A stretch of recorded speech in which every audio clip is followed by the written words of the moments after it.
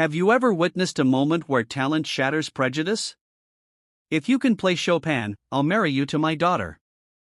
That's how Richard Wittmann, CEO of the prestigious financial consulting firm Meridian Capital, ended his cruel joke in front of 40 executives, gathered in the Grand Hall on the 30th floor.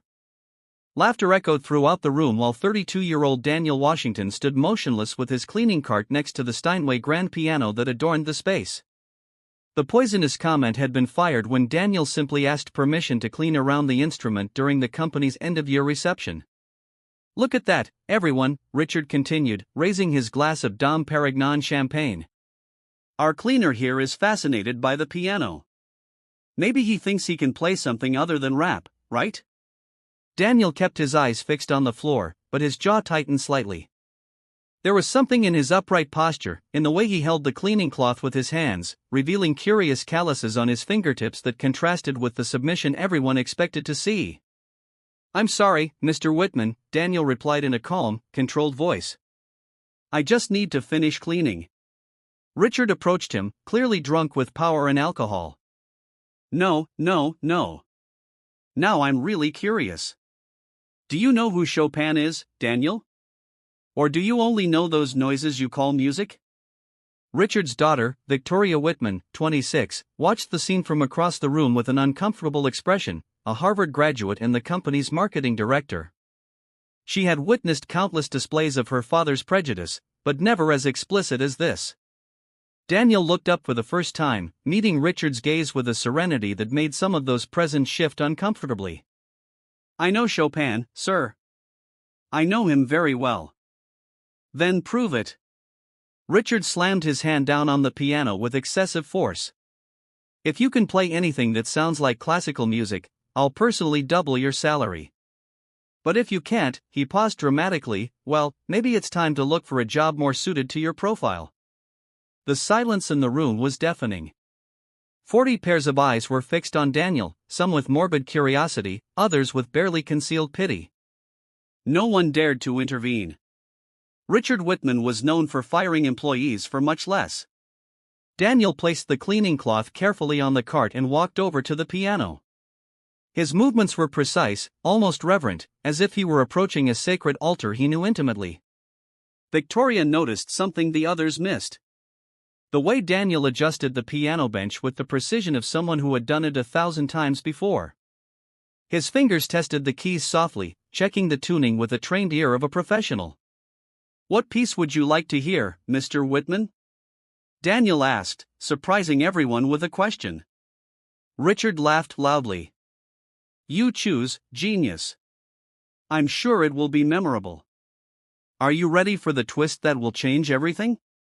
At that moment, as Daniel stood before the keyboard, something changed in the air. His relaxed posture, his controlled breathing, the way his hands found the keys without hesitation, all of it revealed a truth that none of those executives could imagine.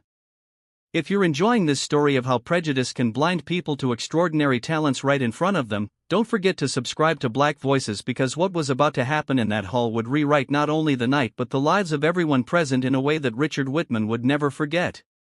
Daniel placed his hands on the keys with a delicacy that contrasted brutally with the hostile environment around him. For a moment, the silence in the hall was absolute, 40 executives holding their breath, waiting for the spectacle of humiliation. Then he began to play. It wasn't Chopin. It was a simple, almost childlike melody. Mary Had a Little Lamb played with fingers that clearly knew the instrument, but without any technical pretension. The sound echoed through the hall like a confession of mediocrity. Richard burst out laughing. "My God! Mary Had a Little Lamb. Are you serious?" He turned to the guests, gesturing theatrically. "Folks, at least he knows where the keys are." Laughter spread through the room like a contagious virus. Some executives exchanged second-hand looks of embarrassment, but no one dared interrupt the boss's cruel show. "Keep going. Keep going," Richard shouted, clapping his hands with exaggerated sarcasm. "Maybe, Twinkle, Twinkle, Little Star, too. We can have a children's recital." Daniel maintained his composure, removing his hands from the keyboard with the same serenity with which he had begun. Sorry to disappoint you, Mr. Wittmann. Like I said, I just need to finish cleaning. No, no, no. Richard was clearly enjoying himself. The night is still young. Victoria, come here. He waved to his daughter, who stood motionless on the other side of the room. Did you hear that? Our janitor here is a real Mozart. Victoria Wittmann watched the scene with an increasingly grim expression, a Harvard graduate with honors, marketing director at one of the largest financial consulting firms in the country. She had witnessed her father humiliate employees before, but never so publicly and cruelly. Father, perhaps it would be better, she began, but Richard cut her off with a sharp gesture. Better what? The man asked to play. I just gave him the opportunity. Richard approached Daniel, deliberately invading his personal space. You know what the problem is with you people? You always think you deserve more than you're capable of delivering. Daniel continued tidying up his cleaning supplies. But Victoria noticed something the others missed. The way he arranged each item with military precision, as if performing a choreography rehearsed 1,000 times. Mr. Wittmann, Daniel said, finally looking up. May I ask you a question? Richard laughed, clearly intrigued by the audacity. Of course. Ask away. Do you really believe that talent has color? The room fell silent. The question had been asked with disarming calm, but it carried a weight that made some of those present shift uncomfortably in their seats. Richard blinked, momentarily destabilized. What do you mean by that? It's a simple question, Daniel continued, his voice maintaining the same respectful but firm tone. Do you think a person's abilities are limited by their appearance? The trap was set. Victoria realized it immediately. Any answer her father gave would compromise him publicly. If he said yes, he would expose himself as a racist in front of 40 witnesses. If he said no, he would contradict the humiliation he had just inflicted. Richard, however, was too drunk with power and alcohol to notice the subtlety of the situation. Look here, young man. I believe in competence. And competence is demonstrated by results, not philosophical questions. I see. Daniel nodded slowly. So if someone demonstrated real competence, you would recognize it regardless of other characteristics. Of course I would. Richard replied too loudly, vaguely realizing that he was being challenged, but unable to back down without losing face in front of his subordinates. Daniel smiled for the first time that night. It was not a submissive or defeated smile. It was the smile of someone who had just gotten exactly what he wanted. Great. Then maybe we should make a real deal instead of jokes. Richard frowned. What kind of deal? You said that if I could play Chopin, you'd marry me to your daughter. How about we change the terms? Daniel paused for effect. If I can play a Chopin piece technically flawlessly, you promote me to the finance department. If I fail, I'll resign tonight. The room went electric. Victoria held her breath. This had escalated beyond a cruel prank. It was now a public wager with real consequences. Richard looked around, realizing that every eye was on him. Backing down now would be admitting cowardice in front of his subordinates. Accepting would be it would be giving a janitor a chance to humiliate him publicly. But Daniel was just a janitor. What could go wrong? Deal. Richard extended his hand, sealing the agreement before 40 witnesses. But it has to be real Chopin. No simplified versions. Daniel shook the CEO's hand firmly. Nocturne in E-flat major, Opus 9, number 2. Will that do? Richard blinked. The technical specificity of the reference caught him off guard, but it was too late to back out. Victoria watched everything with growing fascination and horror. There was something deeply wrong with this situation. Daniel's unshakable confidence, the way he had manipulated her father into making that public bet, the precision with which he quoted the Chopin piece. It was like watching a trap being set in slow motion, but without being able to identify who was really the predator and who was the prey. As Daniel returned to the piano under the skeptical gaze of 40 powerful executives, something began to form in the air, not just tension, but a different energy, as if the room itself were about to witness something that would forever change the way those people understood the world around them. Get ready, could this janitor be more than he seems? The next 2 hours were the longest of Daniel Washington's life. While Richard Wittmann organized a veritable public humiliation ceremony, inviting other executives by text message and asking them to bring cell phones to film the show, Daniel continued his cleaning routine with a calmness that bordered on the supernatural. "Everyone, don't miss this!" Richard shouted across the room, already visibly drunk. "Our cleaner is going to give us a Chopin lesson. Who wants to bet he can read music?" Laughter echoed again, but Victoria Wittmann couldn't take her eyes off Daniel. There was something about the way he cleaned the piano. Precise, almost reverent movements, as if he knew every curve of the instrument. His hands, which she had initially assumed were just the callous hands of a manual laborer, revealed a surprising delicacy as he handled the keyboard during cleaning. "Dad, maybe we should stop here," she whispered, approaching Richard. "You've made your joke.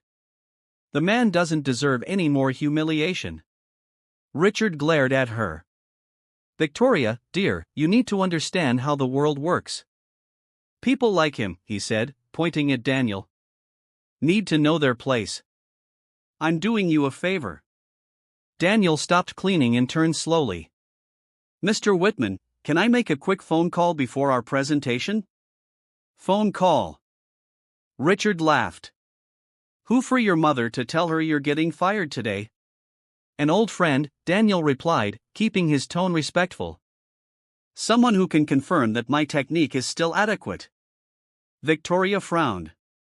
There was something strangely specific about that phrase.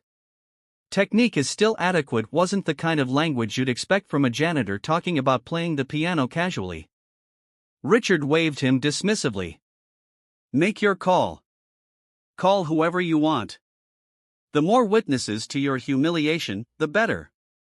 Daniel took a simple cell phone out of his pocket and dialed a number he clearly knew by heart. The call was answered on the second ring. "Professor Martinez, it's Daniel." "Yes, Daniel Washington." A pause. "I know it's been a while, but I need a favor. Could you confirm my identity for some people here?" Victoria instinctively moved closer. There was something about the subtle change in Daniel's tone. More confident, more articulate, as if a mask were beginning to slip. Daniel held the phone out to Richard. "He'd like to speak to you." Richard took the phone with a mocking air. "Hello. Who is this?"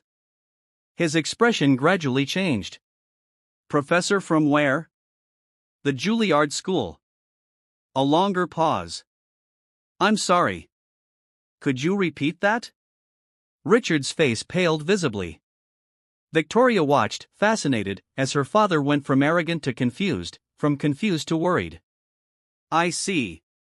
Yes. Thank you." Richard handed the phone back to Daniel, his voice noticeably less confident. "This man said, you studied at Juilliard." Daniel calmly put his cell phone away. "I did. I graduated actually. Valedictorian, class of 2012. The silence in the room was absolute. 40 executives who minutes earlier had laughed at the idea of a janitor playing Chopin were now processing the information that this man was a graduate of the most prestigious music school in the world. That's impossible," Richard stammered. "If you graduated from Juilliard, what are you doing cleaning offices?" Daniel smiled for the first time with genuine amusement. "The same thing you would be doing if you lost everything overnight and had to start from scratch to feed a family." Victoria felt a chill run down her spine. There was a story there, a story that explained why a Juilliard-trained pianist was working as a janitor, keeping his true identity a secret. "But why didn't you say anything before?" she asked, genuinely curious. "Because," Daniel looked her straight in the eye. "I've learned that people judge first by appearances, and then if you're lucky, they may become interested in the substance." Tonight was just further confirmation. Richard looked around, realizing that everyone present was completely absorbed in the situation. To back down now would be to admit cowardice in front of subordinates who would never respect him in the same way again. "Deal," he said, extending his hand again.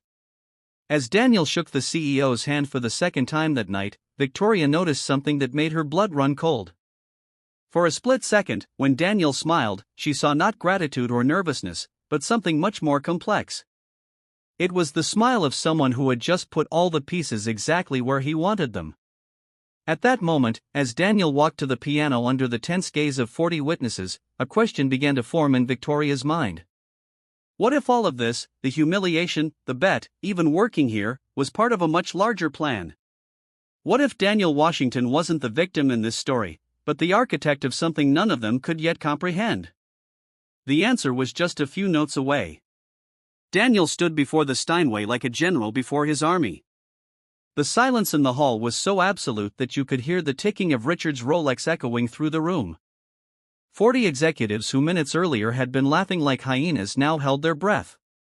His hands touched the first keys of Nocturne in E-flat major with a delicacy that made Victoria shudder. These were not the callous hands of a janitor exploring an unfamiliar instrument. These were the hands of a master rediscovering a lost love. The melody flowed like liquid silk. Each note placed with surgical precision. Daniel wasn't just playing Chopin. He was conversing with the composer across time, interpreting every inflection with an emotional maturity that took decades to develop. Richard Wittmann felt his legs go weak. This wasn't just perfect technique. It was pure genius being unveiled before his eyes. Each chord revealed layers of expression that few pianists in the world could achieve. "My God," whispered someone in the audience. "He's extraordinary." Victoria watched her father, seeing him slowly process that he had just publicly humiliated one of the most talented pianists she had ever heard. But there was something else disturbing about Daniel's expression as he played. There was no anger or resentment. There was absolute control. As the piece neared its climax, Daniel did something none of those present expected. He stopped abruptly, rose from the bench, and turned to Richard with a smile that made the CEO's blood run cold. "Mr. Wittmann, may I ask you a question before I continue?" Richard, visibly shaken, nodded without speaking. "Do you really believe this company deserves someone of my caliber?" The question echoed through the room like a gunshot. Victoria immediately realized the reversal. Daniel had turned a humiliating audition into an interview where he was the interviewer. Of course, I do," Richard stammered, trying to regain some control. Daniel smiled even more broadly. "Great. Then perhaps it's time for a proper introduction." He took an elegant business card from his pocket and held it out to Richard. Daniel Washington, former principal pianist with the Chicago Symphony Orchestra, financial consultant with a degree from the Wharton School, and as of yesterday afternoon, the new owner of 42% of Meridian Capital. The silence was absolute. Richard took the card with trembling hands, reading and rereading the information as if it were written in hieroglyphics. That's impossible," he whispered. Actually, Daniel returned to the piano, adjusting the bench with precise movements. "It's quite simple when you have the right resources and the knowledge to identify when a company is vulnerable to a hostile takeover." Victoria felt the world spin around her. You planned all this." Daniel stared at her with eyes that now shone with razor-sharp intelligence. "Victoria, I spent 6 months working here, observing, learning, documenting every prejudiced comment, every discriminatory decision, every moment this company demonstrated that it prefers privileged mediocrity over genuine talent." He gestured to the hall full of shocked executives. "You didn't even realize that I recorded every cruel word you said about me and other employees. 40 hours of audio that will be very interesting to the Human Resources Department and the media." Richard tried to stand, but his legs wouldn't obey him. "You can't. This is legal." Daniel laughed. "Perfectly legal, just as it's legal for an investor to buy shares on the open market and exercise his rights as a majority shareholder." He paused dramatically. "By the way, the special board meeting is scheduled for Monday at 9 in the morning." Reality began to dawn on everyone present. Daniel wasn't just a pianist disguised as a janitor. He was a financial predator who had infiltrated the company to destroy it from the inside out. But why? Victoria asked, genuinely perplexed. Why do all this? Daniel returned his hands to the keys, continuing the nocturne exactly where he had left off. As he played, he spoke in a calm, controlled voice. Because 3 years ago, my wife applied for a position at this company. She was a Harvard graduate, had an MBA in finance, and spoke 4 languages fluently, but she was rejected after a 5-minute interview where Richard here said she didn't fit the company's cultural profile. The notes continued to flow, but now they carried the weight of a devastating truth. She died 2 years ago in a car accident, returning from yet another job interview she had been rejected for. She still had the rejection letter from this company in her pocket. Richard turned completely pale. Victoria covered her mouth with her hands, finally understanding the magnitude of the situation. So yes, Daniel finished the nocturne with such perfection that some of those present cried involuntarily. I planned every second of this evening, and on Monday morning, when I officially take control of this company, my first decision will be a complete audit of all hiring practices over the last 10 years. The last chord echoed through the hall like a final verdict. Daniel stood up, straightened his simple janitor's shirt, and walked over to Richard, who remained paralyzed in his chair. By the way, Mr. Wittmann, he said, bowing slightly. About that joke about marrying your daughter. Victoria deserves someone much better than me. Someone who will choose her for who she is, not for a business deal or a cruel bet. As Daniel walked calmly toward the exit, Victoria noticed something that would mark her forever. It wasn't triumph she saw in his eyes, but a deep sadness that the success of his revenge had not been able to completely erase. In the center of that hall, where discrimination disguised as tradition had once reigned, a new reality had been born. Like a symphony that finally finds its harmony after years of dissonant notes, proving that true excellence knows no color, social class, or limitations imposed by those who fear genuine greatness. But would it be possible to build bridges over such deep chasms of prejudice and privilege, or were some wounds too deep to heal? 6 months later, Meridian Capital had been completely transformed. What was once a toxic environment of privilege and prejudice now breathed diversity and real meritocracy. Daniel Washington, now officially CEO, had implemented changes that seemed impossible to those who had known the company under Richard Wittmann's leadership. 15 new hires this month, Victoria reported during the weekly board meeting. All based solely on technical competence and experience. Our productivity is up 32%. Daniel smiled, leafing through the report. Victoria had become his human resources director after proving that, unlike her father, she genuinely believed in talent regardless of social background or color. Her transformation had been one of the few good things to emerge from that turmoil, and Richard asked James Morrison, the new chief financial officer, a former colleague of Daniel's from the symphony orchestra who had abandoned music to pursue a career in finance. Victoria lowered her eyes. He's still suing the company for wrongful termination, but considering the 40 hours of recordings Daniel has of him making discriminatory comments, she paused. The lawyers say he doesn't stand a chance. The truth was harsher than that. Richard Wittmann, at 58, had become persona non grata in the financial world. The recordings had been leaked to the media, turning him into the perfect example of how institutionalized prejudice worked in large corporations. No reputable company would hire him again. Daniel had been thorough in his revenge. Every racist comment, every prejudiced joke, every discriminatory decision of the past 2 years had been documented. When it all came to light, Richard's destruction was complete: professional, social, and financial. You know what's ironic? Daniel leaned back in his chair, looking out the window at the privileged view from the 30th floor. Richard always said that people like me needed to know our place. Turns out my place was right here in his chair. Victoria laughed, but there was something melancholy in her expression. Sometimes I wonder if you feel any real satisfaction from all this. Daniel looked at her seriously. Do you know what the most satisfying moment in this whole story was? It wasn't seeing your father lose everything. It was last week when we hired Marina Santos for the legal department. Victoria nodded, remembering Marina was a black lawyer, a graduate of the same university as Daniel's wife, with an impeccable resume, but who had been rejected by dozens of traditional companies. When she walked into her office for the first time and said, "I finally have a chance to show what I'm capable of," I knew that every second of those 6 months of infiltration had been worth it. Meridian Capital was now earning 40% more than it had during Richard's tenure. The change in organizational culture had attracted exceptional talent that had previously been systematically excluded by prejudices disguised as cultural fit. Daniel had created a scholarship program for low-income young musicians, funded entirely by the company's additional profits.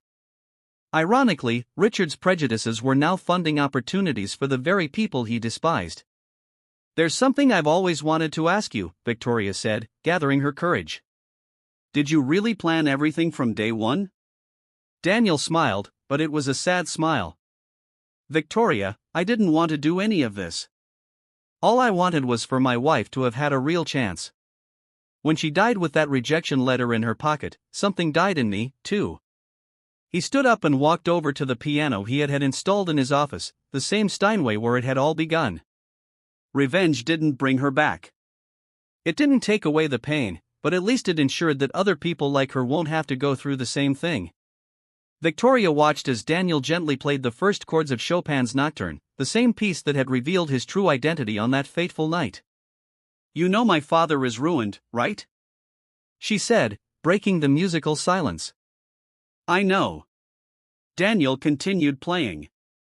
"And you know he did this to himself, right?" Victoria nodded. It was painful but true. Richard had created every situation that led to his own downfall. At that moment, watching Daniel play with the same devastating perfection that had silenced an entire room of arrogant executives, Victoria understood something fundamental about justice. It wasn't about destroying enemies. It was about building something better on the rubble of what was rotten. The last chord echoed through the office like a final period. Daniel turned to Victoria with a genuine smile for the first time in months. "You know what the best part of this whole story is? I finally understood what my wife was trying to teach me. She used to say that talent without opportunity is like music without an audience. Wasted. Now every time I see Marina shining in the legal department or James bringing his musical experience to innovate in finance, I hear that song playing." Meridian Capital had become more than a successful company. It had become living proof that true excellence knows no color, social class, or background. It just needs the right opportunity to flourish. Richard Wittmann tried to humiliate Daniel to show him his place. He ended up discovering that Daniel's place was exactly where genuine talent should always be, at the top. Leading by example and building bridges where others built walls. The best revenge wasn't destroying those who underestimated him.